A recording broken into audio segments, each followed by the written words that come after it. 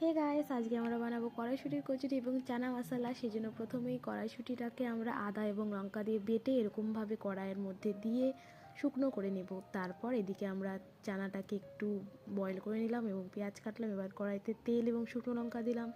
এরপরে আমরা এখানে দেবো একটু জিরে, একটু গরম মশলা এবং তার মধ্যে একটু রসুন, একটু আদা এবং তারপরে আমরা এটাকে নেড়ে নেব। এরপরে পেঁয়াজ এবং লঙ্কা দেব। পেঁয়াজ লঙ্কা দেওয়ার পরে একটু হালকা লবণ দিয়ে এটাকে একটুক্ষণ কষিয়ে নেব। একটুক্ষণ ভাজা ভাজা হচ্ছে, এই যে আমরা দেখে নিচ্ছি। এই ভাজা ভাজাটা হওয়ার পরে এখানে হলুদ এবং জিরা গুঁড়ো, আরও যা যা আছে ধনে গুঁড়ো, এসব দিয়ে একটু নেড়ে নেব। তারপর হালকা জল দিয়ে এটাকে সুন্দর করে কষিয়ে নেব। ততক্ষণ এটা কষতে থাকবে এবং এটা যখন হালকা হালকা তেল ছেড়ে ছেড়ে দেবে, সেই সময় আমরা এর মধ্যে যে সেদ্ধ করা চানাটা ছিল সেটাকে দিয়ে দেব। এরপরে কিছুক্ষণ নাড়িয়ে নেব, হালকা লবণ দিয়ে নেব যাতে লবণের স্বাদটা বজায় থাকে।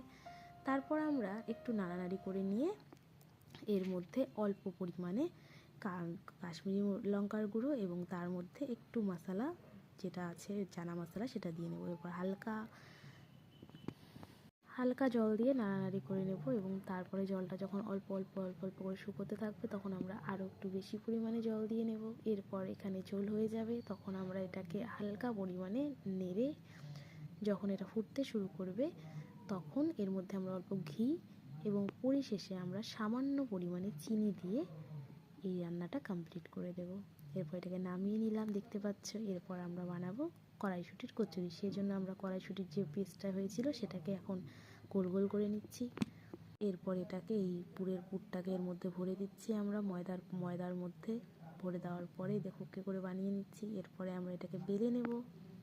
বেলে আমরা তেলের মধ্যে দিয়ে এবার দেখবে এটা পুরোটা ফুলে যাবে, একদম সুন্দরভাবে ফুলে গেছে। এরকম করে আমরা একটা দুটো তিনটে করে বেশ কয়েকটা ভেজে নেব এবং তারপর তুমি দেখতেই পাচ্ছ কি সুন্দর করে ফুলে যাচ্ছে।